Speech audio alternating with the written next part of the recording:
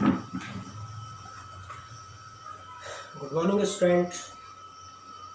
तो स्टूडेंट, हमने अभी प्रीवियस वीडियो में जो लास्ट टॉपिक देखा था आइसोलेशन ऑफ एलिमेंट्स का, वो था आपका zone defining and vapour phase defining. तो जोन डिफाइनिंग और vapour phase defining finally last refining process होते हैं, मेटलर्जी प्रोसेस, जिसमें कि हम एक्स्ट्रा प्योर मेटल को क्या कर लेते हैं, ऑब्टेन कर लेते हैं। तो यहाँ पे आपका चैप्टर ख़त्म हो गया। अब आज से स्टार्ट करेंगे हम पी ब्लॉक एलिमेंट्स। स्टूडेंट, आप लोगों ने पी ब्लॉक के जो फर्स्ट टू ग्रुप हैं, group number 13 and group number 14, ये आप लोगों ने 11th में पढ़े हैं। ये 11th में आपके पास boron family and carbon family. तो बोरोन और कार्बन फैमिली के बारे में आप 11th में पढ़ते हैं। आपका जो सिलेबस स्टार्ट होता है 12th में, वो होता है आपका ग्रुप 15 से। Group 15, group 16, group 17 and group 18। तो जैसे कि हमें पता है कि जो एस ब्लॉक एलिमेंट होते हैं उसमें 2 ग्रुप होते हैं according to number of electron, accommodation of number of electron in orbital. तो ऑर्बिटल के अकोमोडेशन के अकॉर्डिंग किसी भी ग्रुप में या किसी पीरियोडिक टेबल में जो आपके ब्लॉक है, उन ब्लॉक में कितने कितने ग्रुप होने चाहिए, ये डिवाइडेड किए गए हैं। और इसके बारे में हमने डिटेल में पढ़ा है पीरियोडिक टेबल के अंदर कि कैसे एस ब्लॉक में 2 ग्रुप होते हैं, पी ब्लॉक में 6 ग्रुप होते हैं, टी में 10 होते हैं और एफ में 14 होते हैं। तो ये किस लिए होते हैं? क्योंकि एस ऑर्बिटल की जो मैक्सिमम कैपेसिटी होती है वो 2 इलेक्ट्रॉन की होती है। एस ऑर्बिटल में मैक्सिमम 2 इलेक्ट्रॉन अकोमोडेट होते हैं। तो वहाँ पे आपके 2 ग्रुप आते हैं, फर्स्ट और सेकंड ग्रुप आपका एस ब्लॉक में। पी ब्लॉक में जो मैक्सिमम अकोमोडेशन होता है वो होता है 6 इलेक्ट्रॉन का। पी में कितनी ऑर्बिटल होती है? पी में 3 ऑर्बिटल्स होती हैं, P X, P Y and P Z. There are 3 orbital in P, और there are 3 orbital in p block elements. There are 3 orbital in p, that is px, py and pz. तो px का जो maximum accommodation होता है electron को, 2 electron, same as px 2 electron and py and pz also 2 electron. तो 2 px में आते हैं, 2 pz में आते हैं और 2 py में आपके इलेक्ट्रॉन आते हैं। तो यहाँ पे टोटल नंबर ऑफ इलेक्ट्रॉन होते हैं आपके 6। There are 6 electron in P orbital. तो पी ऑर्बिटल में 6 इलेक्ट्रॉन आने के कारण यहाँ पे जो अकोमोडेशन होती है वो P1 से लेके कहाँ तक होती है? P6 तक। तो टोटल नंबर ऑफ जो इलेक्ट्रॉन यहाँ पे अकोमोडेट होते हैं वो कितने होते हैं? 6। तो यहाँ पे हमारे ग्रुप कितने आएंगे? 6 ग्रुप आएंगे।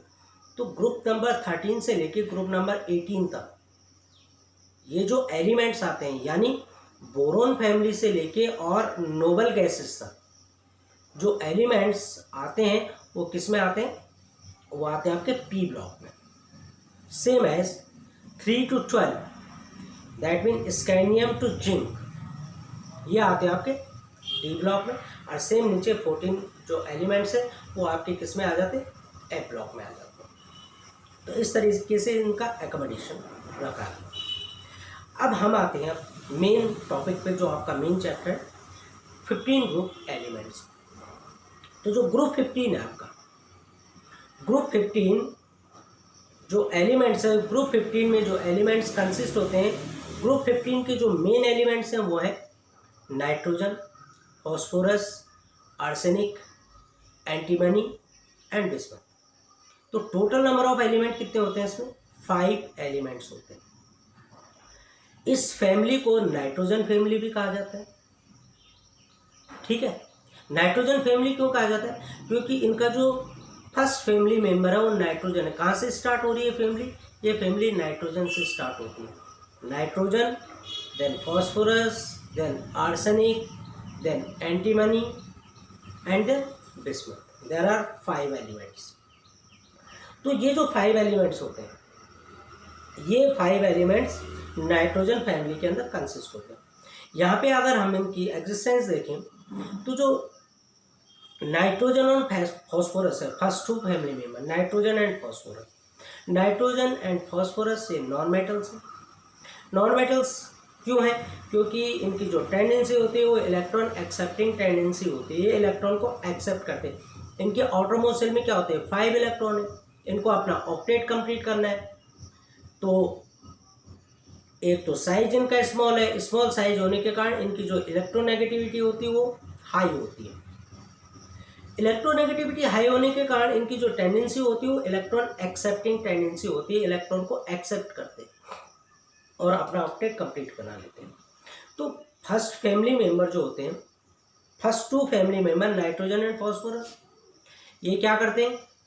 ये नॉन मेटल है, इलेक्ट्रॉन को अपनी तरफ अट्रैक्ट करते हैं, नॉन मेटल फॉर्म में आते हैं। जो arsenic and antimony, arsenic and antimony semi metals है, दैट मीन मेटलॉइड्स हैं। और जो बिस्मथ है, बिस्मथ ये क्या है? मॉडरेटरी मेटल है, यानी ये पार्शियल मेटल, पार्शियल यानी करेक्टर ये मेटल के शो करता है। ये जो फैमिली है नाइट्रोजन फैमिली, नाइट्रोजन फैमिली को निकोजेंस भी कहा जाता है, PNICOGENS, निकोजेंस। निकोजेंस में जो निकोम्स है, निकोम्स वर्ड एक ग्रीक वर्ड है, निकोम्स। निकोम्स मीन्स होता है सफोकेशन, सफोकेटिंग, यानी कि अगर इनके एटमॉस्फेयर में अगर हम रहें, जैसे नाइट्रोजन का एटमॉस्फेयर अगर बन जाए जहाँ पे नाइट्रोजन गैस एक्सेस अमाउंट में हो, फॉस्फोरस गैस एक्सेस अमाउंट में हो, या अदर जो थिंग्स है वो एक्सेस अमाउंट में हो, तो वहाँ पे क्या है? सफोकेशन होना शुरू हो जाता है, यानी हमें सांस लेने में क्या होगी? तकलीफ होगी, प्रॉब्लम आएगी हमें सांस लेने में। तो इनका जो नेचर होता है वो क्या होता है? सफोकेटिंग नेचर होता है। अब इमेजिन करो, हमारी अर्थ में जो हमारा अर्थ एटमॉस्फेयर है वह 79% नाइट्रोजन है और 21% ऑक्सीजन है। इमेजिन करो अगर वहाँ पे 21% ऑक्सीजन नहीं होती, फिर क्या होता? फिर क्या होता? हम नाइट्रोजन इनहेल करते, नाइट्रोजन इनहेल करते तो क्या होता? सफोकेशन हो जाता है और हम ब्रीदिंग नहीं कर सकते थे, तो क्या होता? हम डेड भी हो सकते हैं। First thing. एक दूसरी चीज़ मैं आपको और बता दूं नाइट्रोजन के ही बारे में। नाइट्रोजन का जो मेल्टिंग और बॉइलिंग पॉइंट होता है बहुत लो होता है, I think it is 77 kelvin. तो वेरी लो मेल्टिंग और बॉइलिंग पॉइंट के कारण अगर सपोज हमने नाइट्रोजन इनहेल कर ली तो क्या होता है? नाइट्रोजन इनहेल करने पे क्या होता है? नाइट्रोजन इनहेल करने पे क्या होता है कि नाइट्रोजन जैसे जैसे टेम्परेचर राइज होता है और नाइट्रोजन अगर वहाँ पे है तो नाइट्रोजन एक्सपैंड करती है, दैट मीन कि टेम्परेचर अगर हम राइज करेंगे तो नाइट्रोजन एक्सपैंड होगी। सपोज हमने नाइट्रोजन इनहेल कर ली तो क्या होगा? हमारी जो बॉडी का टेम्परेचर है वो कितना होता है? अराउंड 37 to 38 डिग्री सेल्सियस होता है, 98 फ़ारेनहाइट, तो 36 to 37 डिग्री सेल्सियस के आसपास होता है। अब नाइट्रोजन का जो मेल्टिंग और बॉइलिंग पॉइंट है या बॉइलिंग पॉइंट है वो अराउंड कितना है? 77 केल्विन, बहुत कम है। हमने इनहेल कर दी, क्या होगा? हमारी बॉडी का टेम्परेचर बहुत ज़्यादा है, वो गैस जो नाइट्रोजन है वो क्या करेगी? एक्सपैंड करेगी। एक्सपैंड करेगी तो क्या है? वो हमारी पूरी जितनी सेल्स हैं या ब्लड वेसल्स हैं या हमारी बॉडी के अंदर जो भी चीज़ें हैं, जो ऑर्गन्स हैं, उनको क्या कर देगी? ब्लास्ट कर देगी और अल्टीमेटली क्या हो? डेड हो जाएगा। तो सफोकेटिंग का मीन्स ये भी है कि हमें सांस लेने में क्या की दिक्कत आएगी, जब वो फैलेगी तो क्या होगा? प्रॉब्लम होगी हमें। तो ये भी थिंग्स है। तो हमें क्या है, जो अर्थ क्रस्ट में नाइट्रोजन है, अर्थ क्रस्ट में नाइट्रोजन, अर्थ एटमॉस्फेयर में नाइट्रोजन क्या होती है? 78% के समथिंग होती है, 79% के समथिंग।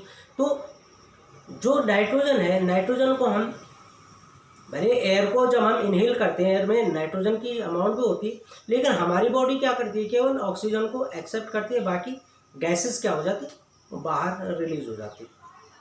तो ये इसके बारे में।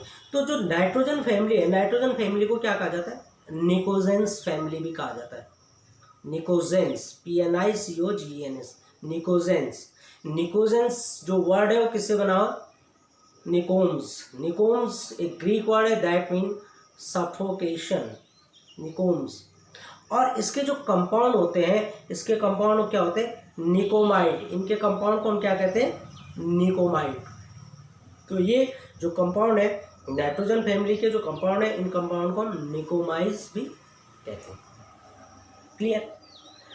अब अगर हम इसके अकॉर्डिंग टू अकरेंस देखें तो अकरेंस हमें कहाँ ये चीज़ें मिलती हैं? जनरली जो नाइट्रोजन है, नाइट्रोजन कहाँ मिलती है हमें? अर्थ एटमॉस्फेयर में मिलती है। एटमॉस्फेयर में जो नाइट्रोजन है, वायु वॉल्यूम नाइट्रोजन कितना है? 78% है। तो एक्सेस अमाउंट में सबसे ज़्यादा नाइट्रोजन है। अगर हम फॉस्फोरस का देखें तो फॉस्फोरस हमें क्या है? Phosphorus as a phosphorite, as a fluorapatite, ये किस में मिलती है हमें? एज ए अर्थ क्रस्ट में मिलती है। कुछ अमाउंट में हमें हमारे दांतों के अंदर मिलती है, या कुछ जो रॉक्स होते हैं, जो सॉल्टी रॉक्स होते हैं, उनमें कैल्शियम की अकरेंस पाई जाती है। जो एंटीमनी बिस्मुथ वगैरह है, ये लिटिल अमाउंट में हमें कहाँ मिलते हैं? अर्थ क्रस्ट में मिलते हैं। तो ये इसका अकरेंस। अगर हम इसका इलेक्ट्रॉनिक कॉन्फ़िगरेशन देखें, नाइट्रोजन फैमिली का अगर हम इलेक्ट्रॉनिक कॉन्फ़िगरेशन देखें तो इलेक्ट्रॉनिक कॉन्फ़िगरेशन में जो इसका लास्ट इलेक्ट्रॉन एंटर करता है वो पी ऑर्बिटल में एंटर करता है। जो इसका इलेक्ट्रॉन है वो कहाँ एंटर करता है? पी ऑर्बिटल में एंटर करता है। तो P1, P2 and that is P3। Nitrogen family में जो लास्ट इलेक्ट्रॉन होगा वो कहाँ होगा? PZ में एंटर करेगा। PX completed, PY completed and PZ। तो P में कितने? यहाँ पे 3 इलेक्ट्रॉन होंगे। तो ये क्या होती है? ये हाफ फिल्ड ऑर्बिटल होती है, और ये रीजन है स्टेबल भी होती है, क्योंकि हाफ और full filled orbital are more stable than other. तो नाइट्रोजन फैमिली के जो आयनाइजेशन इंथैल्पीज होती हैं वो इसलिए ऑक्सीजन फैमिली से ज़्यादा होती हैं। यह भी रीजन आएगा जब हम अभी इसमें आयनाइजेशन इंथैल्पी पढ़ेंगे, तो यहाँ पे एक रीजन आएगा कि वाई, इट इज़ वाई, ऐसा क्यों होता है। इसका रीजन आपको बताऊंगा मैं कि ऐसा क्यों होता है। तो कहने का मतलब क्या है कि जो इलेक्ट्रॉनिक कॉन्फ़िगरेशन होता है, अगर हम नाइट्रोजन का इलेक्ट्रॉनिक कॉन्फ़िगरेशन देखें तो नाइट्रोजन का एटॉमिक नंबर क्या होता है? 7। सबसे पहले इलेक्ट्रॉन कहाँ जाएगा? एस ऑर्बिटल में, that is 1s2, 2s2 and 2p3। 2 + 2 4 electron कहाँ गए आपके? एस ऑर्बिटल में, और 3 इलेक्ट्रॉन कहाँ जाएंगे आपके? पी ऑर्बिटल में, 1s2, 2s2 and then 2p3। ये आपका नाइट्रोजन का कॉन्फ़िगरेशन। तो इलेक्ट्रॉन कहाँ एंटर कर रहा? लास्ट इलेक्ट्रॉन एंटर कर रहा पी ऑर्बिटल में। तो इसलिए ये जो एलिमेंट है ये क्या है? P block elements. Is it clear? तो इस तरीके से हम फॉस्फोरस का इलेक्ट्रॉनिक कॉन्फ़िगरेशन बना सकते हैं, आर्सेनिक का। लेकिन सबकी आउटरमोस्ट शेल में क्या होगा? P3 स्ट्रक्चर आएगा, यानी सारे के सारे जो इलेक्ट्रॉन एंटर होंगे वो कहाँ एंटर होंगे? लास्ट इलेक्ट्रॉन पी ऑर्बिटल के अंदर एंटर होंगे। क्लियर? नेक्स्ट आता है इसका physical properties. Physical properties of nitrogen family. तो नाइट्रोजन फैमिलीज की फिजिकल प्रॉपर्टीज क्या है? अब देखो फिजिकल प्रॉपर्टी में क्या आता है। फिजिकल प्रॉपर्टी में जो सबसे पहली थिंग्स आती है वो आती है आपकी एटॉमिक रेडियस या एटॉमिक रेडियाई। एटॉमिक रेडियाई और आयनिक रेडियाई। तो सबसे पहले हम लेंगे किसको? Atomic radii. आप लोगों ने इस चीज़ को पढ़ा है, आप लोगों को इस चीज़ के बारे में पता है कि जब हम किसी ग्रुप में हम कहाँ चलते हैं? ग्रुप में हम टॉप टू बॉटम चलते हैं, टॉप से नीचे बॉटम की तरह हम ग्रुप में मूव करते हैं। और जो पीरियड में अक्रॉस टू पीरियड मूव करते हैं, यानी अक्रॉस यानी हॉरिजॉन्टली या वर्टिकली हम इसमें मूव करेंगे। तो अगर हम किसी ग्रुप में मूव करते हैं टॉप टू बॉटम, तो टॉप टू बॉटम चलने पे क्या होता है? जो एटॉमिक रेडियस है, एटॉमिक रेडियस इंक्रीज होती है। अब कैसे इंक्रीज होती है? देखो टोटल हमारे पास कितने पीरियड है? 7 पीरियड।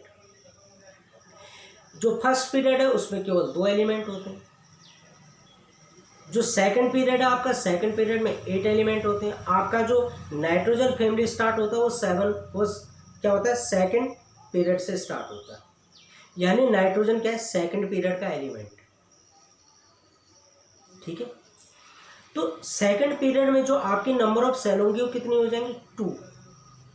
थर्ड पीरियड में आप आएंगे तो number of shell 3। Fourth period में आएंगे नंबर ऑफ सेल 4। फिफ्थ में आएंगे 5। सिक्स में आएंगे 6। 7 में आएंगे 7। यानी जैसे जैसे आप टॉप टू बॉटम चले, वैसे जैसे जैसे नंबर ऑफ पीरियड बढ़ रहे हैं, नंबर ऑफ पीरियड इंक्रीज हो रहे हैं, वैसे वैसे आपकी नंबर ऑफ सेल इंक्रीज हो रहे हैं। जब आपकी नंबर ऑफ सेल इंक्रीज होती है तो जो न्यूक्लियस होता है, न्यूक्लियस कहाँ होता है, मिड में होता है, मिडिल में होता है किसी भी एलिमेंट के। तो वहां से क्या हो रहा है, उसकी आउटरमोस्ट सेल की डिस्टेंस इंक्रीज होती जा रही है। ठीक है, तो जैसे जैसे नंबर ऑफ सेल इंक्रीज होंगी वैसे वैसे क्या होगा, एटॉमिक साइज भी क्या होगा, इंक्रीज होता जाएगा। और जब एटॉमिक साइज इंक्रीज हो जाएगा तो न्यूक्लियस से और आउटरमोस्ट सेल की जो डिस्टेंस है वो भी क्या होगी, इंक्रीज होगी।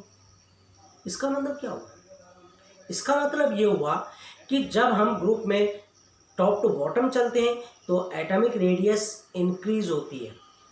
और क्यों इंक्रीज होती है, क्योंकि जैसे जैसे नंबर ऑफ सेल इंक्रीज होती हैं, जैसे जैसे नंबर ऑफ पीरियड इंक्रीज होते हैं, वैसे वैसे नंबर ऑफ सेल इंक्रीज होती हैं। और जैसे जैसे नंबर ऑफ सेल इंक्रीज होती हैं तो न्यूक्लियस से जो आउटरमोस्ट इलेक्ट्रॉन है उसकी डिस्टेंस भी इंक्रीज होती जाती है। फॉर एग्जाम्पल अगर हम नाइट्रोजन में देखें तो नाइट्रोजन में केवल क्या है, 2 सेल है। तो नाइट्रोजन के जो आउटरमोस्ट सेल के इलेक्ट्रॉन की डिस्टेंस है न्यूक्लियस से वो कम होगी, यानी सबसे कम होगी। फॉस्फोरस में अगर हम आते हैं तो फॉस्फोरस में 3 सेल हो जाती हैं। 3 सेल होने का मतलब क्या है कि जो न्यूक्लियस से डिस्टेंस है आउटरमोस्ट सेल की वो थोड़ा सा बढ़ जाएगी नाइट्रोजन से। आर्सेनिक में आएंगे हम और ज़्यादा बढ़ेगी, एंटीमनी में आएंगे और ज़्यादा बढ़ जाएगी, और अगर हम बिस्मिथ में आएंगे तो ये सबसे ज़्यादा हो जाएगी। तो बिस्मिथ में क्या हो जाएंगे, 6 पीरियड हो जाएंगे, यानी आपकी 6 सेल बन जाएंगी। एंटीमनी में आपके 5 सेल आएंगी, आर्सेनिक में 4 सेल आएंगी, फॉस्फोरस में 3 सेल, नाइट्रोजन में 2 सेल। तो नंबर ऑफ सेल इंक्रीज हो रही है, एक्सपेंड हो रही है, एक्सपेंड हो रही है, तो जो न्यूक्लियस की डिस्टेंस है आउटरमोस्ट सेल से वो इंक्रीज हो रही है। तो इंक्रीज होगी तो क्या होगा, इंक्रीज होगी तो जो एटॉमिक रेडियस है वो भी क्या होगी, इंक्रीज होगी। तो कहने का मतलब क्या है कि अगर हम टॉप टू बॉटम चलते हैं किसी ग्रुप में, टॉप टू बॉटम चलने पे एटॉमिक रेडियस क्या होती है, इंक्रीज होती है। सेम थिंग सही आयनिक रेडियस में भी होता है। आयनिक रेडियस भी क्या होती है, इंक्रीज होती है जब हम टॉप टू बॉटम चलते हैं, क्योंकि वहाँ भी नंबर ऑफ सेल इंक्रीज होते हैं। क्लियर बच्चों। दूसरी चीज अगर हम इसको अक्रॉस टू पीरियड देखें तो अक्रॉस टू पीरियड में अगर हम कंपेयर करें atomic radius of carbon and atomic radius of nitrogen, तो पीरियड में जब हम लेफ्ट टू राइट चलते हैं, अब देखो मैं सेकंड पीरियड की बात कर रहा हूँ। सेकंड पीरियड स्टार्ट कहाँ से होता है, सेकंड पीरियड का तो जो फर्स्ट मेंबर है वो है lithium, lithium then beryllium, carbon, nitrogen, oxygen, fluorine and neon. अब यहाँ पे अगर हम नाइट्रोजन और कार्बन को कंपेयर करें, क्योंकि हम एक नंबर पहले एक नंबर बाद को कंपेयर करते हैं। अगर हम कंपेयर करें नाइट्रोजन और कार्बन के एटॉमिक रेडियस को, तो आप लोगों को पता है जैसे जैसे हम पीरियड में लेफ्ट टू राइट चलते हैं, पीरियड में लेफ्ट टू राइट चला जाता है, ग्रुप में टॉप टू बॉटम चला जाता है। पीरियड में जैसे जैसे हम लेफ्ट टू राइट चलते हैं, लेफ्ट टू राइट चलने पे नंबर ऑफ सेल क्या नंबर ऑफ इलेक्ट्रॉन जैसे जैसे आउटरमोस्ट सेल में इंक्रीज होते हैं, वैसे वैसे न्यूक्लियस में नंबर ऑफ प्रोटॉन भी इंक्रीज होते हैं। राइट, नहीं समझे, मतलब जैसे जैसे हम पीरियड में लेफ्ट टू राइट मूव करेंगे, पीरियड में लेफ्ट राइट इधर से यू मूव करते हैं, लेफ्ट टू राइट। अब लेफ्ट टू राइट पहले क्या है, lithium, then beryllium, then boron, carbon, nitrogen, oxygen, fluorine. अब अगर हम लिथियम देखें तो लिथियम का जो एटॉमिक साइज होगा वो सबसे लार्ज होगा। इस पूरे ग्रुप में लिथियम का एटॉमिक साइज लार्ज होगा। क्यों, क्योंकि लिथियम में केवल 3 इलेक्ट्रॉन है।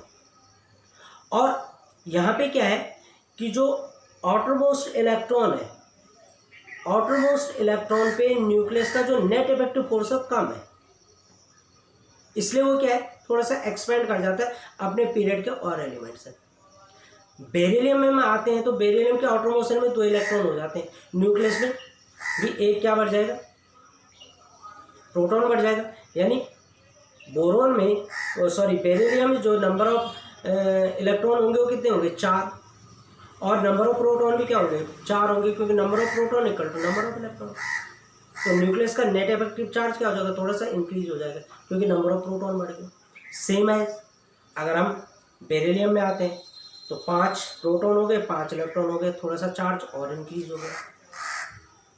कार्बन में आएंगे थोड़ा सा और इंक्रीज हो जाएगा, नाइट्रोजन में आएंगे थोड़ा और इंक्रीज होगा, नाइट्रोजन के बाद ऑक्सीजन में आ जाएंगे और इंक्रीज हो जाएगा, फ्लोरीन में और ज़्यादा इंक्रीज हो जाएगा, और नियोन तो क्या है नोबल गैस है, वहाँ पे वान डेर वाल्स फोर्स आ जाएंगे। तो यहाँ पे क्या है कि पीरियड में जैसे जैसे हम लेफ्ट टू राइट चल रहे हैं तो लेफ्ट टू राइट चलने पे नंबर ऑफ सेल में जैसे जैसे इलेक्ट्रॉन इंक्रीज होते हैं वैसे वैसे न्यूक्लियस में क्या होता है, न्यूक्लियस में नंबर ऑफ प्रोटॉन इंक्रीज होते हैं।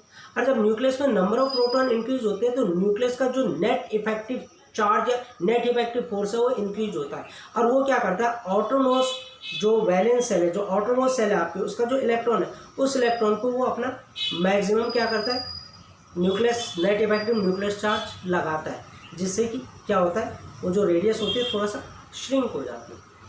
तो यही रीज़न है कि जब हम टॉप टू बॉटम ग्रुप में चलते हैं तो टॉप टू बॉटम ग्रुप में एटॉमिक रेडियस इंक्रीज होती है, और अगर हम पीरियड में लेफ्ट टू राइट चलते हैं तो पीरियड में लेफ्ट टू राइट चलने पे न्यूक्लियस के नेट इफेक्टिव फोर्स के कारण जो आउटरमोस्ट इलेक्ट्रॉन होता है न्यूक्लियस का, वो आउटरमोस्ट इलेक्ट्रॉन होता है सेल में, जो किसी सेल में जो आउटरमोस्ट इलेक्ट्रॉन होता है तो वो क्या होता है वो न्यूक्लियस की तरफ क्या करता है थोड़ा सा अट्रैक्ट होता है, जिससे कि एटॉमिक रेडियस क्या हो जाती है थोड़ा सा श्रिंक हो जाती है। तो यही रीज़न है कि जब हम किसी पीरियड में लेफ्ट टू राइट चलते हैं तो एटॉमिक रेडियस डिक्रीज होती है। और डिक्रीज होने का रीज़न क्या है, डिक्रीज होने का रीज़न यही है कि जैसे जैसे नंबर ऑफ सेल में इलेक्ट्रॉन जैसे जैसे सेल में इलेक्ट्रॉन बढ़ेंगे न्यूक्लियस में प्रोटॉन बढ़ेंगे, जो न्यूक्लियस का नेट इफेक्टिव चार्ज है वो इंक्रीज होगा, वो आउटरमोस्ट इलेक्ट्रॉन पे लगेगा और वो उसको अपनी तरफ पुल करने की कोशिश करेगा, अपनी तरफ खींचेगा, तो थोड़ा सा एटॉमिक रेडियस श्रिंक हो जाता है। तो ये दोनों में डिफरेंस है कि अगर हम टॉप टू बॉटम चलेंगे एटॉमिक रेडियस इंक्रीज होगी, लेफ्ट टू राइट चलेंगे तो एटॉमिक रेडियस क्या हो जाएगी आपकी डिक्रीज हो जाएगी। Is it clear. दूसरी चीज़ आती है आपकी आयनिक रेडिया। आयनिक रेडियाई के बारे में मैंने बता दिया था। आयनिक रेडियाई में भी क्या आएगा, सेम वेरिएशंस इसमें आएंगे कि जैसे जैसे हम टॉप टू बॉटम चलेंगे वैसे वैसे क्या होगा नंबर ऑफ जो सेल है वो इंक्रीज होंगी, तो एटॉमिक रेडियाई भी क्या होगी इंक्रीज होगी। क्लियर। थर्ड थिंग्स आती है बच्चों यहाँ पे आयनाइजेशन एंथैल्पी, ये बड़ा इंपॉर्टेंट पॉइंट है। अब देखो मैंने अभी आपको बताया कि जैसे हमने एटॉमिक रेडियस में हमने क्या किया, एटॉमिक रेडियस में कंपेयर किया था कार्बन और नाइट्रोजन को। तो कार्बन और नाइट्रोजन की एटॉमिक रेडियस अगर हम देखें तो कार्बन की जो एटॉमिक रेडियस होती है वो लार्ज होती है, किससे नाइट्रोजन की थोड़ा सा श्रिंक हो जाती है। अगर हम सेम कंपेयर करें नाइट्रोजन और ऑक्सीजन में तो वो क्या हो जाती है ऑक्सीजन की और ज़्यादा श्रिंक हो जाएगी, क्योंकि ऑक्सीजन में नंबर ऑफ प्रोटॉन थोड़ा एक और बढ़ जाएगा। लेकिन अगर हम आयनाइजेशन एंथैल्पी में देखें, अब सबसे पहले तो आयनाइजेशन एंथैल्पी होती है। आयनाइजेशन एंथैल्पी किसी भी एटम की आयनाइजेशन एंथैल्पी क्या होती है। आयनाइजेशन एंथैल्पी का मतलब होता है इलेक्ट्रॉन को उस पर्टिकुलर गैसेस एटम से रिलीज करने के लिए जो हमें एनर्जी की रिक्वायरमेंट होती है। एक चीज़ ध्यान रखना है यहाँ पे, पर्टिकुलर गैसेस एटम, यहाँ पे गैसेस एटम होना जरूरी। अब देखो सॉलिड स्टेट होगी तो सॉलिड स्टेट में क्या होगा, जो इलेक्ट्रॉन होगा उस पर कहीं ना कहीं थोड़ा सा न्यूक्लियस चार्ज होगा। ऐसे ही सेम किस में होगा लिक्विड स्टेट में।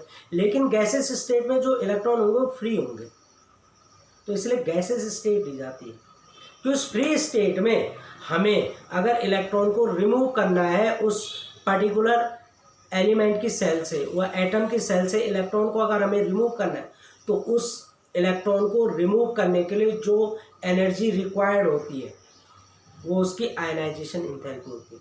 कौन सी स्टेट में? गैसेस स्टेट में। तो अगर हम इसे बोले तो कैसे बोलेंगे कि एटम के गैसेस स्टेट में किसी इलेक्ट्रॉन को उसकी आउटरमोस्ट शेल से रिमूव करने के लिए जितनी एनर्जी की रिक्वायरमेंट होती है वो उसकी आयनाइजेशन इंथैल्पी होती है। क्लियर? आयनाइजेशन इंथैल्पी क्या है कि अगर हम पीरियड में लेफ्ट राइट चलते हैं तो जैसे जैसे नंबर ऑफ इलेक्ट्रॉन बढ़ते हैं और न्यूक्लियस में नंबर ऑफ प्रोटॉन बढ़ते हैं वैसे वैसे आयनाइजेशन इंथैल्पी भी इंक्रीज होती है। यानी कि न्यूक्लियस क्या करेगा, उस इलेक्ट्रॉन को रिलीज होने के लिए उस इलेक्ट्रॉन को रिलीज नहीं होने देगा, वो उसको टाइटली होल्ड करेगा तो इलेक्ट्रॉन इजीली रिमूव नहीं होगा। जैसे जैसे हम क्या है लेफ्ट टू राइट पीरियड में चलते हैं आयनाइजेशन इंथैल्पी इंक्रीज होती है। लिथियम का इलेक्ट्रॉन हम इजीली निकाल सकते हैं लेकिन नाइट्रोजन का नहीं निकाल सकते क्योंकि नाइट्रोजन में नेट इफेक्टिव चार्ज जो होता है वो बढ़ जाता है तो आयनाइजेशन इंथैल्पी बढ़ती है। लेकिन टॉप टू बॉटम अगर हम ग्रुप में चलते हैं यानी जैसे जैसे नंबर ऑफ सेल इंक्रीज होती हैं तो न्यूक्लियस से और आउटरमोस्ट सेल की क्या है डिस्टेंस बढ़ जाती है, इंक्रीज हो जाती है यानी एटॉमिक रेडियस बढ़ जाती है। और जैसे जैसे न्यूक्लियस से डिस्टेंस इंक्रीज होती है यानी एटॉमिक रेडियस जैसे जैसे इंक्रीज होती है तो आउटरमोस्ट सेल पे जो न्यूक्लियस का नेट इफेक्टिव चार्ज फोर्स है वो क्या हो जाता है, कम हो जाता है। दूसरी चीज़ क्या आती है यहाँ पे, दूसरी चीज़ आती है यहाँ पे शील्डिंग इफेक्ट।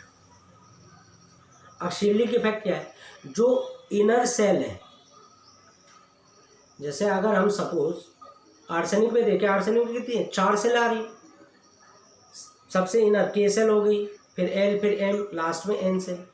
तो जो के एल और एम सेल है वो क्या करेंगी, आउटर मोस्ट जो इलेक्ट्रॉन है ये देखो आपकी के सेल हो गई, ये एल सेल हो गई, ये एम सेल हो गई, एन सेल। अब यहाँ पे सपोज कोई इलेक्ट्रॉन है, यहाँ पे इस जगह पे कोई इलेक्ट्रॉन है, अब इसके अंदर ये वाली सेल है देखो इसके अंदर ऐसे एक सेल इसके अंदर लगी होगी तो यहाँ के जो इलेक्ट्रॉन है ये यहाँ कहीं न्यूक्लियस है यहाँ। अब न्यूक्लियस के लिए क्या करेंगे, ये जो सेल है ये जो सेल आ रही है 1 2 3 4 ये सेल क्या करेंगे, ऑब्स्टिकल का काम करेंगे यानी उसके न्यूक्लियस के नेट इफेक्टिव चार्ज को रोकने का काम करती है। ताकि क्या है कि वो जो आउटरमोस्ट सेल में जो इलेक्ट्रॉन है, जिस इलेक्ट्रॉन को हम रिमूव कर रहे हैं वो इलेक्ट्रॉन न्यूक्लियस के इफेक्टिव चार्ज को बहुत कम एक्सपीरियंस करता है। और जब वो बहुत कम एक्सपीरियंस करेगा तो क्या है, उसको हमें बहुत कम एनर्जी देनी पड़ेगी रिलीज करने के लिए क्योंकि उस पर न्यूक्लियस का नेट इफेक्टिव फोर्स तो लग ही नहीं रहा है। तो उसको हम क्या कर सकते हैं, इजीली रिमूव कर सकते हैं। तो इसका मतलब क्या होगा कि ग्रुप में जैसे जैसे हम टॉप टू बॉटम चलते हैं आयनाइजेशन इंथैल्पी क्या होती है, डिक्रीज होती है। क्लियर? तो ग्रुप में टॉप टू बॉटम चलने पे आयनाइजेशन इंथैल्पी डिक्रीज होती है। पीरियड में अगर हम लेफ्ट टू राइट चलेंगे तो आयनाइजेशन इंथैल्पी इंक्रीज होती है। Is it clear? अगर हम कंपेयर करें first ionization enthalpy second ionization enthalpy में तो जो फर्स्ट आयनाइजेशन इंथैल्पी होती है वो थोड़ा सा ज़्यादा होती है लेकिन सेकंड आयनाइजेशन इंथैल्पी में क्या होता है कि जब हम एक इलेक्ट्रॉन को रिमूव कर देते हैं, जैसे अगर सपोज हमारे पास नाइट्रोजन है, नाइट्रोजन के पास टोटल 7 इलेक्ट्रॉन है तो 7 ही प्रोटॉन भी होंगे, 7 में से हमने एक इलेक्ट्रॉन रिलीज कर दिया, कितने हो गए 6 इलेक्ट्रॉन। लेकिन न्यूक्लियस में तो क्या है, आपके पास प्रोटॉन तो 7 है ना, तो न्यूक्लियस का नेट इफेक्टिव फोर्स बढ़ जाएगा। तो इसका मतलब क्या हुआ कि जो आपके फर्स्ट आयनाइजेशन इंथैल्पी होती है वो सबसे कम होती है और जैसे जैसे हम सेकंड थर्ड आयनाइजेशन इंथैल्पी में आते हैं वो इंक्रीज होती जाती है। अगर हम कंपेयर करें आयनाइजेशन इंथैल्पी का, किसकी आयनाइजेशन इंथैल्पी, अब हम यहाँ पे कंपेयर करें ऑक्सीजन और नाइट्रोजन को। अगर हम नाइट्रोजन और कार्बन में कंपेयर करें, नाइट्रोजन और कार्बन में कंपेयर अगर हम आयनाइजेशन इंथैल्पी करें तो नाइट्रोजन क्या है, नाइट्रोजन से पहले कार्बन आता है, कार्बन का साइज थोड़ा लार्ज होगा तो आयनाइजेशन इंथैल्पी उसकी कम होगी। मैंने बताया ना अभी कि जैसे जैसे ग्रुप में हम जैसे जैसे पीरियड में लेफ्ट टू राइट चलते हैं तो आयनाइजेशन इंथैल्पी इंक्रीज होती है। नाइट्रोजन से पहले कार्बन है तो कार्बन की आयनाइजेशन इंथैल्पी कम होगी, नाइट्रोजन की ज़्यादा होगी। लेकिन नाइट्रोजन की आयनाइजेशन इंथैल्पी ऑक्सीजन से भी ज़्यादा होती है।